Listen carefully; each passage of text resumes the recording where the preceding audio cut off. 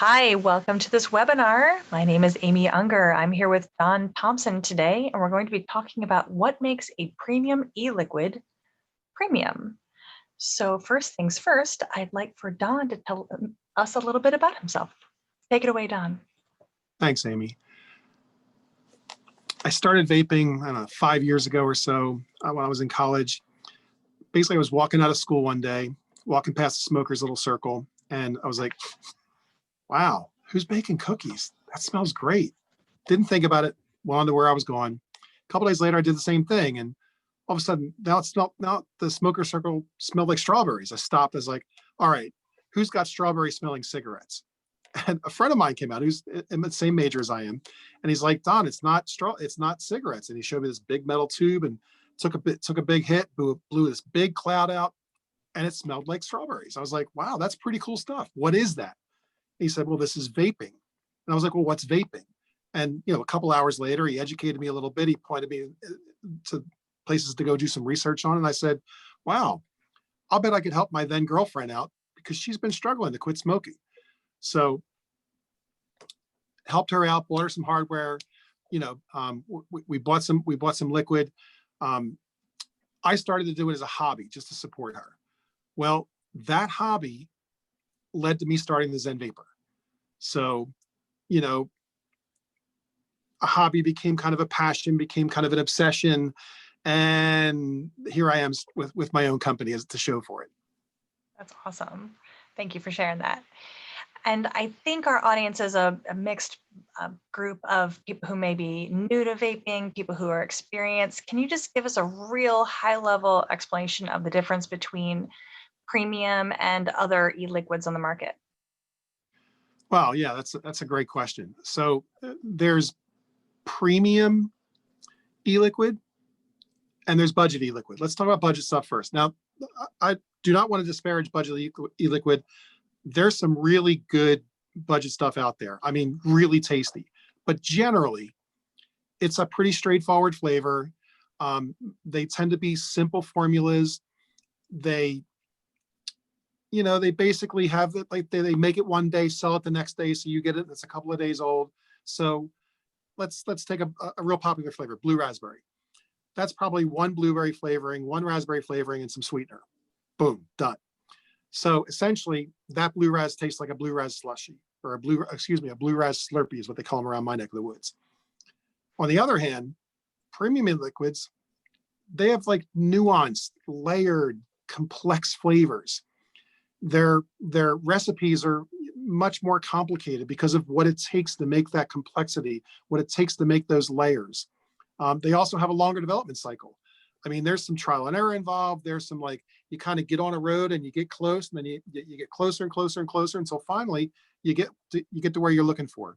So mostly complex and layered, more complicated recipes, and definitely longer development cycles. That would be the basic difference between budget lines and premium lines.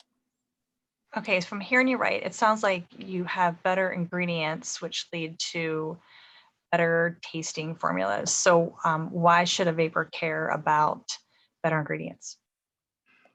Well, okay, let's just take one thing.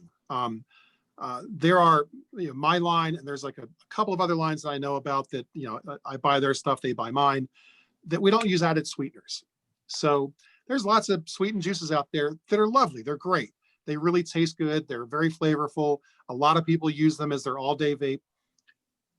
There's other people that don't like all that sweetness. They want their stuff to taste like real food. So we don't use added sweeteners.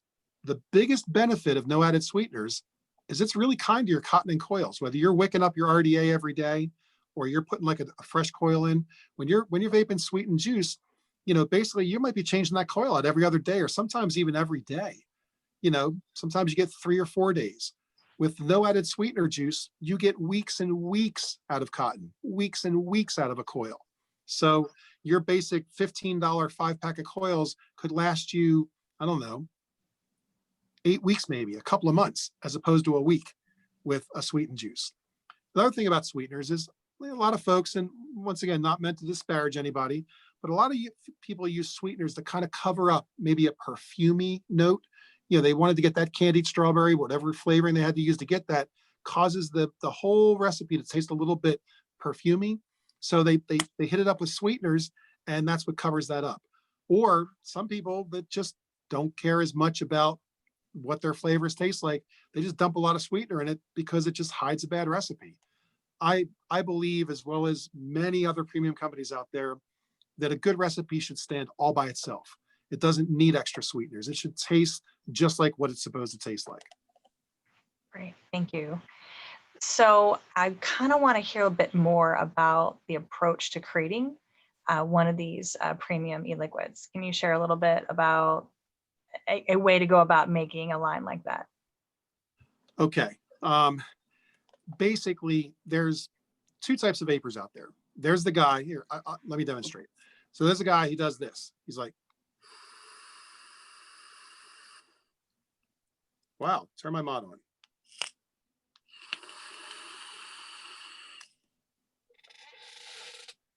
He just wants to blow big clouds. Okay.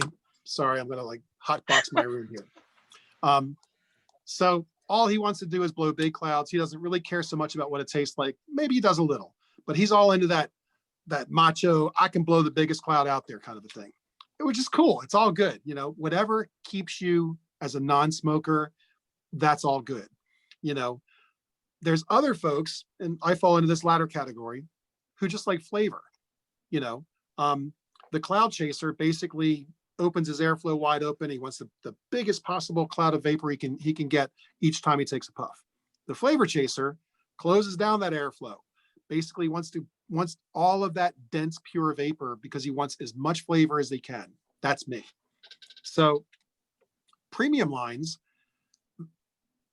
a lot of premium lines, I should say, their vape flavors are based on real fruits or real foods. Basically, they're going to taste like the food that they're modeled after. All right, I have a good friend in the business. They make a flavor that tastes like cornbread pudding. If you know this flavor, then you know how good it is. Cornbread pudding is sweet. It's creamy. It's got that sweetened corn in it. It's got the caramelized top, and this cornbread pudding tastes just like that. I mean, just like the food. It's like eating a dessert, but it has no calories. I've got some stuff that's kind of like that too.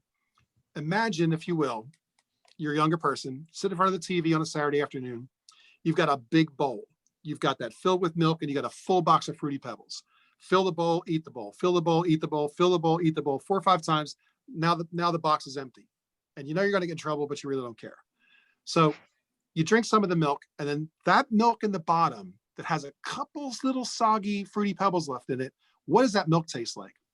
Yeah, you remember that, right? That milk tastes amazing. I've got a vape flavor that tastes like that. And that's what we're talking about. That took months to develop. It took lots of different kinds of flavors to develop that milk that was sweetened without actually adding extra sweeteners. So the biggest thing that I believe in is that it should taste like the food that it's based on. And there's a lot of other companies out there that share that same belief. So it sounds to me like these premium lines, the development cycle could be pretty lengthy. Do you have any other good stories of describing what it took to create some of these food-based flavors? Amy, I always have good stories. So here's the thing. Really good flavors take time to develop, some longer than others. I'm going to tell you 2 stories, 2 really funny stories.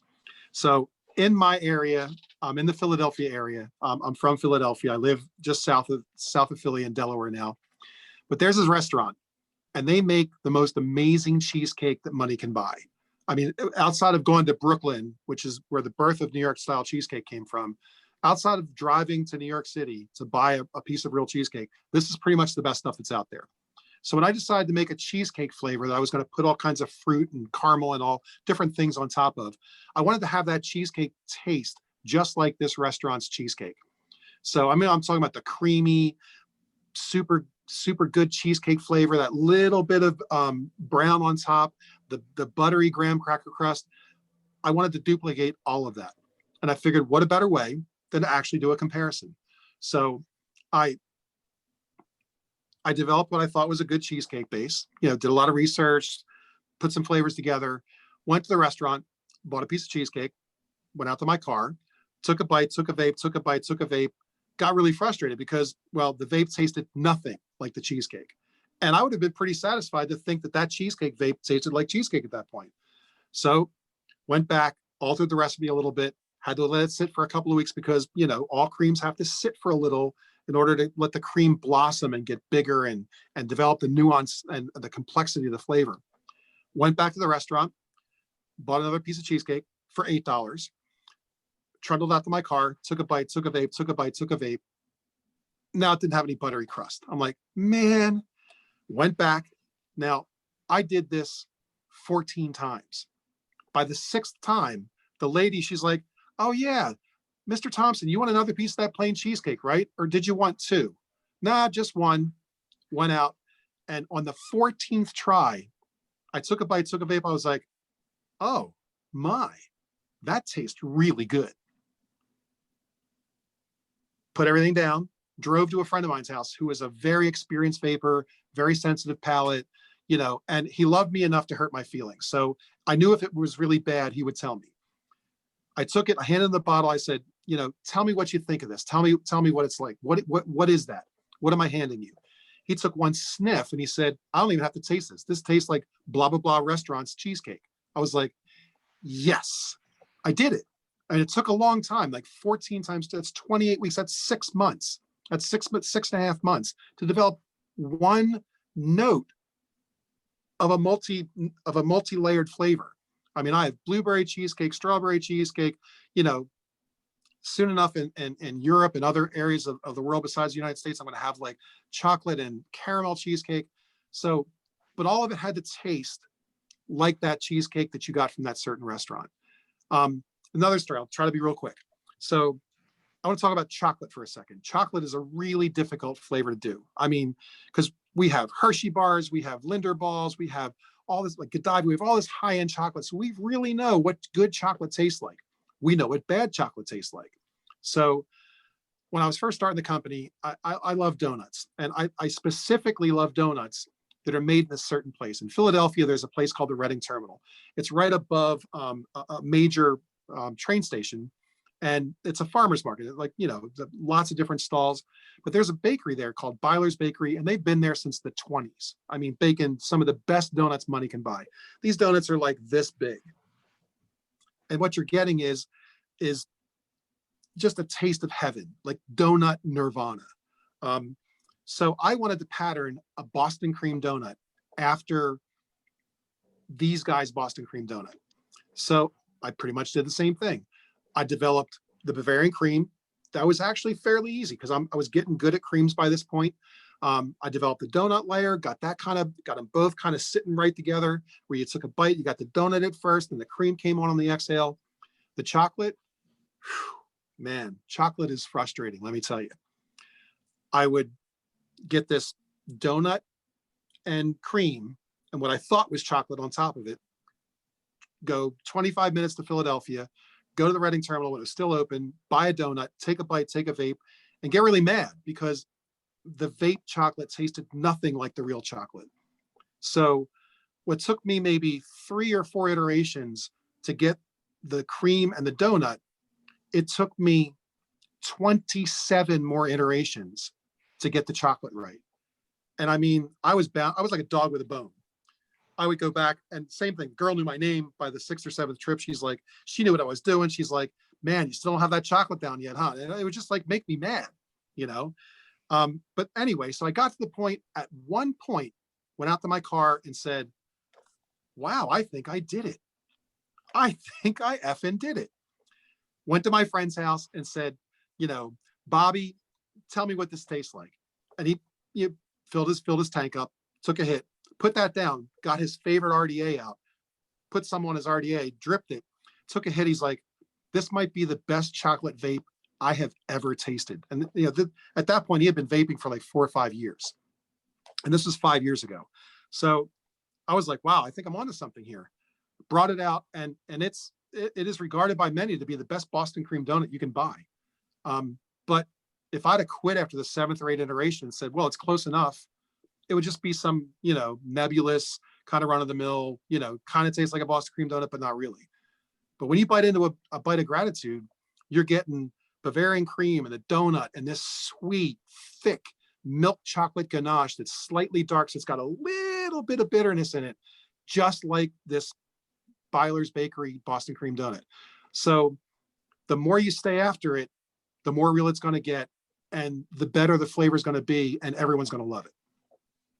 That's awesome. And now I'm really hungry. Um, Yeah, I so know. who would like a premium e-liquid? Well, there's two things. Just like the slide says, you've got like the guy who's just quitting smoking, you know, and there's where my heart is. Just to kind of take it aside. I lost both my parents to smoker-related lung cancer.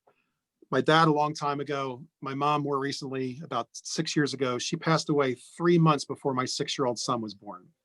So she never got to hold him. She never got to play with him. She never got to see what would have been her youngest grandson. So this stuff is really personal for me. This is what fuels my flame. This is what drives my passion. So my heart goes out to that guy or the girl who just, they're tired. They're tired of smelling like smoke. They're tired of what it's doing to them. It's slowing them down. It makes it harder to breathe. All of the stuff that they're reading about, all the carcinogens are giving them, bad diseases. That person, when they quit, they might want something that tastes like something they're familiar with. Now they have no taste buds yet because that's what smoking does. It just kills your sense of taste. But if they can find something that tastes like something that they remember, whether it's a donut or a bowl of cereal or a bowl of pudding, whatever, if they can find that and it's good right away, they're going to be encouraged to keep on vaping. If they get a liquid that tastes nasty or horrible, they're going to throw it in the trash and say, screw this thing. It doesn't work. Well, it really does work. I mean, there's studies that have come out in the last year and a half that show that vaping basically helps more people to quit smoking than all of the other smoking cessation modalities combined in their entire history. Vaping has done this in 5 years, more than all the rest combined. So this novice, if they can find something that they like right away, they're going to latch onto that, and they're going to maybe stay a non-smoker. They're going to live longer. They're going to have a healthier life. They're going to be around for their spouse, their kids, their mom, their dad, whatever. But they're going to have a better quality of life because they vape and they're not ingesting all those carcinogens by smoking cigarettes. And at the same time, premiums are for like guys like me. I'm an experienced vapor. I've been vaping for 5 years. I have a refined palate. I have a very sensitive palate. You give me something that tastes like crap, I'm going to take a hit. I'm going to, no, I don't want this. That tastes nasty, But good premium e-liquid is subtle. It's nuanced. It's complex. It's got layers. It's got maybe sometimes lots and lots of layers. There's a couple of vape companies out there that, man, I don't know how they do it. They get 5, 6 layers going and you can taste everything. So that experienced vapor, he's got a couple of favorite vapes, favorite brands, favorite flavors. Maybe he's got a favorite flavor and he tries it with, several different companies because he likes the different experiences that each one of their versions of a given flavor gives them. So premium e-liquid winds up being pretty much worth the money spent. Fantastic. And is there anything else folks need to know that might set premium e-liquids aside, make it worth that extra investment? All right. My method. All right. I'm just going to share a little bit about me for a second. I mean, don't want to make this an infomercial about Zen Vapor, but a lot of other companies do this as well. No matter the size, I am always ever going to make my stuff by hand in small batches. The labs that I utilize, both the United States, Canada, all over the world, handmade in small batches. And then that's put in a bottle, it's put up on a shelf, and it's steeped. It's pre-steeped before it's bottled, before it's got nicotine in it. That way, by the time you get something from your favorite vape shop or you get something off a website, it's going to be bigger and better, and it's going to have that complexity and nuance and those layers I was talking about. So what you wind up with is something that tastes great right away. A lot of budget brands, they make it one day, they ship it the next day. And that's just the nature of the beast. I mean, once again, not to disparage anybody, but then you get that and you've got to toss it in a drawer often for a couple of weeks to let that thing kind of matriculate into something that tastes like what's on the label. So it's the whole Slurpee versus the real food. I mean, sometimes I like having a Slurpee. Slurpees are wonderful. Sometimes I want that bite of real cheesecake, or I want that bite of Boston cream donut, or that spoonful of amazing cereal. It just depends on what you're after. But premium e-liquids are going to give you that real food flavor. It's not going to taste like an imitation, like a shadow. It's going to be just like the real thing. Great. Thank you. And I did want to ask if you could explain why the Zen name and the Zen-oriented flavors as well. All right. Why the Zen Vapor? It is an odd name, I'll admit, but the Zen Vapor represents a lot of the lifestyle choices I make. I choose to live simply. I choose to surround myself with people who bring me joy. I choose to do what I say and say what I do and have integrity.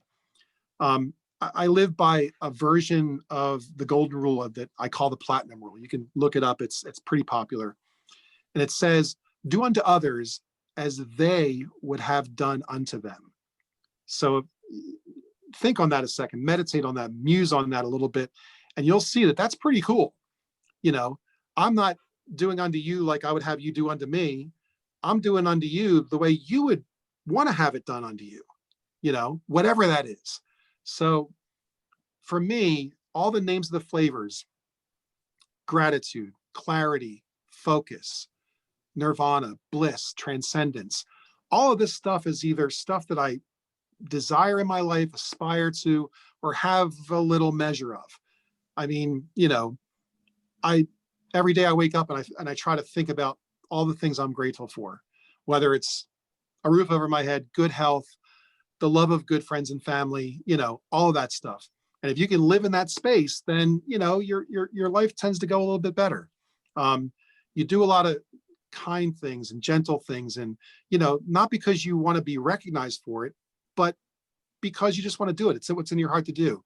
Then you wind up getting some of that back in what's called karma. It's the cause and effect thing. You sow good stuff, you get good stuff happening to you back.